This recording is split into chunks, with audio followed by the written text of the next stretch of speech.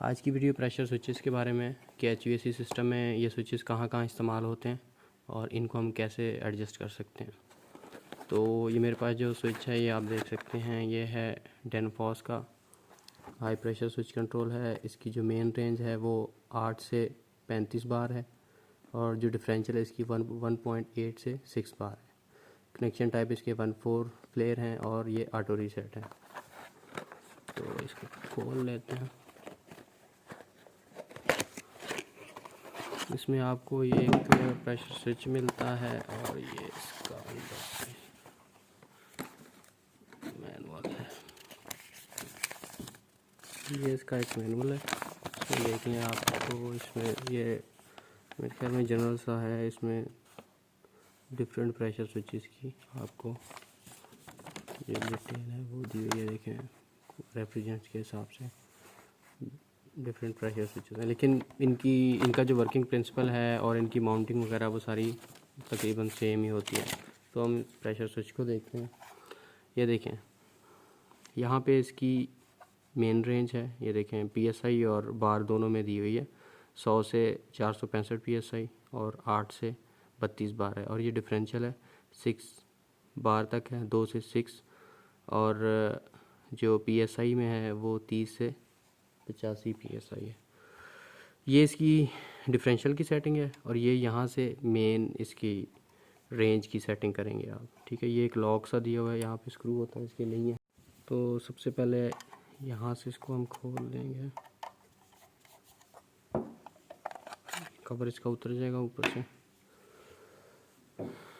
इसके बाद 1 मिनट में ये निकाल के एक दफ़ा आपको समझाता हूँ। ये ऊपर कवर ही है इसका, ठीक है। ये लॉक है इसका, यहाँ पे स्क्रू होता है, आप स्क्रू खोल लेंगे इसको पहले। और बाकी इसका जो रहा वर्किंग प्रिंसिपल तो वो भी बिल्कुल सेम है। मतलब ये देख लें, यहाँ से आपका प्रेशर आता है और ये इसका स्प्रिंग है और ये यहीं से ये स्प्रिंग का एक मैकेनिज़्म बना हुआ है जो यहाँ से ये आप देख लें इस प्लेट को ऑपरेट करवा रहा है।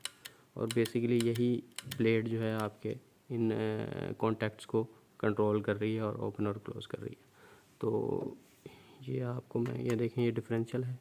आपने डिफरेंशियल की सेटिंग करते वक्त ये ख्याल रखना है, आपने इसको बिल्कुल जो रेंज है उससे नीचे भी नहीं लेके जाना और इस जो 6 की रेंज है से ऊपर भी नहीं लेके जाना, क्योंकि अगर आप एक्स्ट्रा फोर्स लगाएंगे तो हो सकता है इसकी कैलिब्रेशन भी आउट हो जाए या फिर ये डैमेज भी हो सकता है। तो इसको आप अगर एंटी क्लॉक घुमाएंगे तो ये देख लें ये ऊपर की तरफ आ रहा है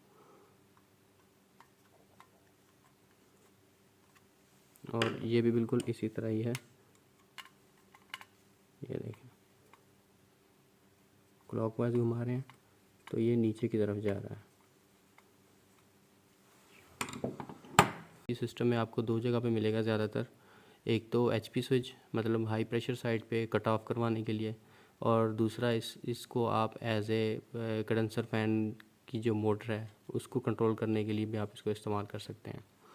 तो अगर तो आपने इसको HP स्विच के तौर पे यूज़ करना है तो ये कंप्रेसर की डिस्चार्ज लाइन पे लगेगा, और अगर आप इसको कंडेंसर मोटर को कंट्रोल कर रहे हैं इससे तो फिर आप इसको लिक्विड लाइन पे लगाएंगे। जो कंडेंसर से आउट हो रही लिक्विड लाइन ये वहाँ पे लगेगा। तो ये देख लें, ये इसका कॉमन पॉइंट है यहाँ पे, और ये इसका नॉर्मली क्लोज पॉइंट है और ये नॉर्मली ओपन पॉइंट है।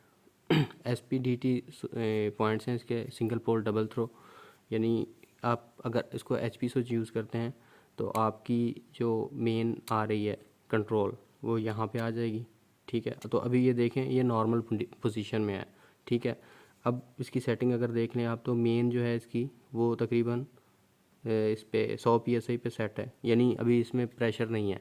तो जैसे ही ये प्रेशर अगर इसमें हम 100 PSI से इंक्रीज़ करता है तो क्या होगा, ये स्विच ऑपरेट होगा। किस तरह ऑपरेट होगा ये यहाँ से मैं आपको करके दिखा देता हूँ। ये देखें, ये देखें, ये पॉइंट्स आप देख रहे हैं।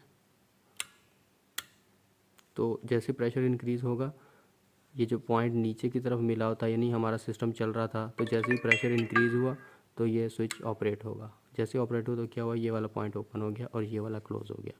यानी यहाँ से अगर आपने सिग्नल देना है किसी भी लाइट को या ट्रिपिंग सिग्नल देना है किसी चीज़ को, तो आप यहाँ से वो दे सकते हैं स्टेटस के लिए कि ये स्विच जो है ऑपरेट हुआ है। और अगर आपने इसको कंडेंसर मोटर के लिए यूज़ करना है तो आप फिर इसके कनेक्शन इस तरह करेंगे कि यहाँ पे कॉमन आएगी और यहाँ से आपने इसको आउट कर देना है। ठीक है, जो ये पॉइंट है नॉर्मली जो इसका ओपन पॉइंट है, यहाँ से आप इसको आउट करेंगे, क्योंकि जब नॉर्मल कंडीशन में होगा प्रेशर कंडेंसर मोटर के हिसाब से आप इसका एडजस्ट कर देंगे। तो जैसे ही कंडेंसर का प्रेशर इंक्रीज़ होगा तो क्या होगा, प्रेशर इंक्रीज़ हुआ, ये इस पॉइंट को क्लोज़ कर देगा, आपकी कंडेंसर मोटर चल जाएगी। और जैसे ही दोबारा प्रेशर नॉर्मल हुआ, आपने डिफरेंशियल जितने की सेट किए है, फॉर एग्जांपल आपने जो डिफरेंशियल सेट किया है वो 30 psi पे की है, तो जैसे ही दोबारा 100 से 30 psi प्रेशर कम होगा, यानी तकरीबन 70 पे आएगा, तो ये दोबारा इस पॉइंट को ओपन कर देगा और कंडेंसर मोटर बंद हो जाएगी। और दोबारा जैसे ही प्रेशर 100 psi पे पहुंचेगा तो ये दोबारा इस पॉइंट को क्लोज़ कर देगा, आपकी कंडेंसर मोटर चल जाएगी। तो ये साइकिल इस तरह ही चलता रहेगा।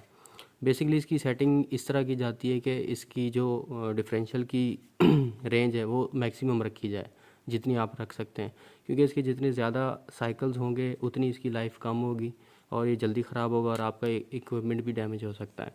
और अगर आप डिफरेंशियल की रेंज ज़्यादा रखेंगे तो इसके जो वर्किंग साइकिल हैं वो कम से कम होंगे और आपका जो इक्विपमेंट है वो भी सेफ़ रहेगा।